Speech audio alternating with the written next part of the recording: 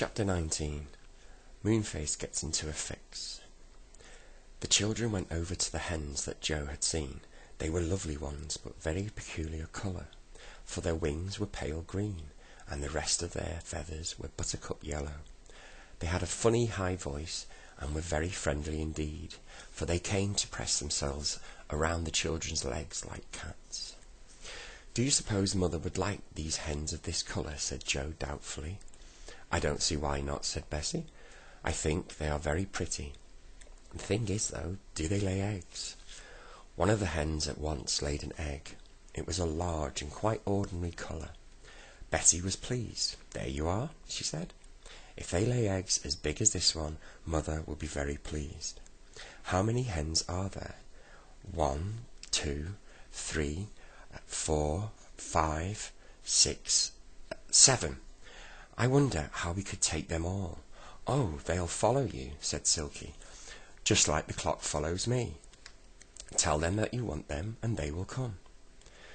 We want you to come with us, hens," said Joe at once, and the 7 green-winged birds came over to him and lined up in a row to follow the children. It was really funny to see.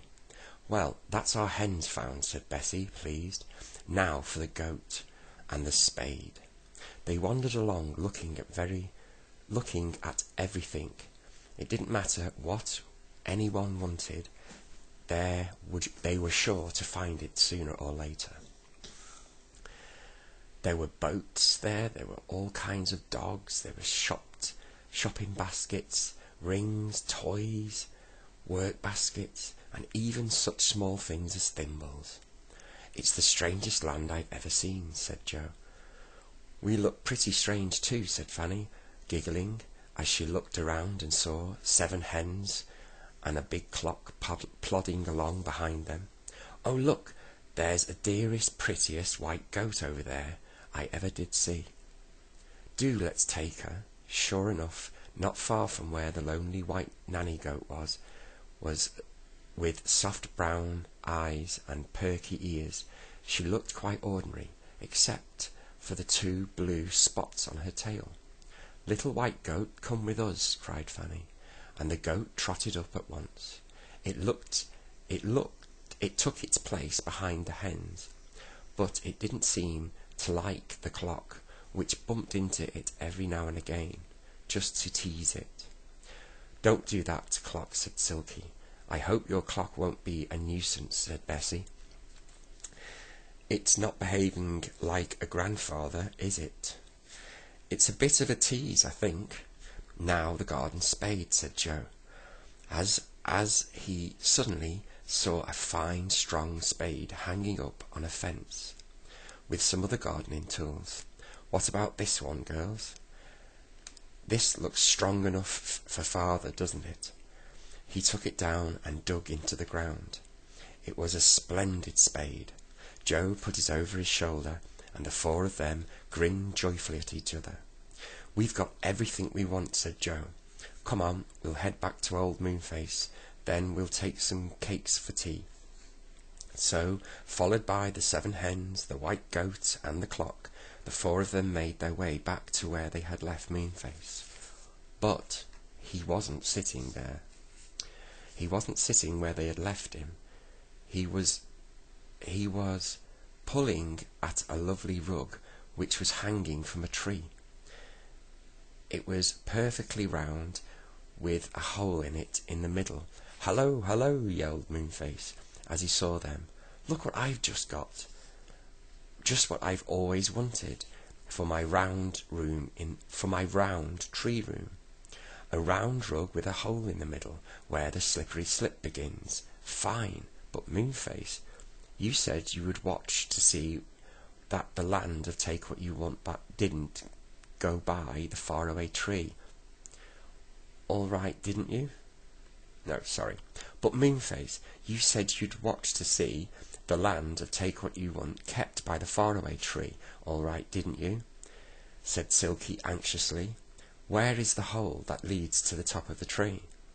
"Oh, it's somewhere over there," said Moonface, draping the rug around him and staggering off. Come on, we're sure to find it. But they didn't. It had gone. The land of Take What You Want had moved away from the faraway tree. Moonface, it's too bad of you, said Joe anxiously. You did promise. Moonface looked worried and pale. He hunted about for the hole, but there was no hole to be seen. He began to shake with fright.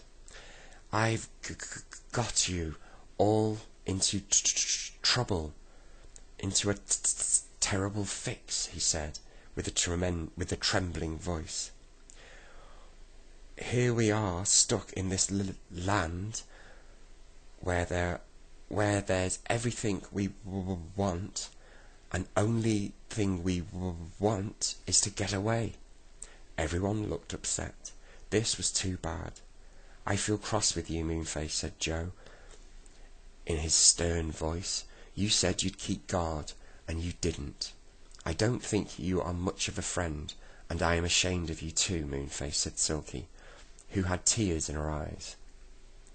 We will find someone to help us, said Moonface gloomily, and they all set off, followed by their hens, the goat, and the clock, which kept striking 4 o'clock. Nobody knew why. But now they found a very curious thing. There didn't seem to be anyone at all in the land of Take What You Want. All the gnomes and the pixies, the brownies and the elves had gone.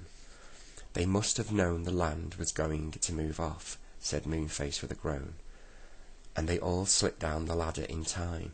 Oh, why did I leave it?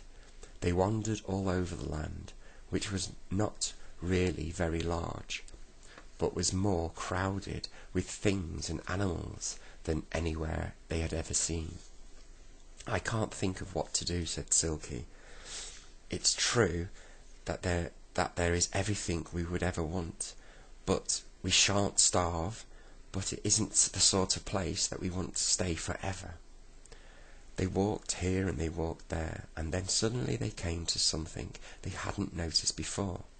It was a large and shining aeroplane. Oh, said Joe, his eyes gleaming. Look at that. How I wish I could fly an aeroplane. Can you fly one, Moonface? Moonface shook his head. Silky shook hers too. That's no good then, said Joe, with a sigh. I thought perhaps we might fly away from this land in the aeroplane. He climbed into the aeroplane and had a good look at it. There was 5 handles.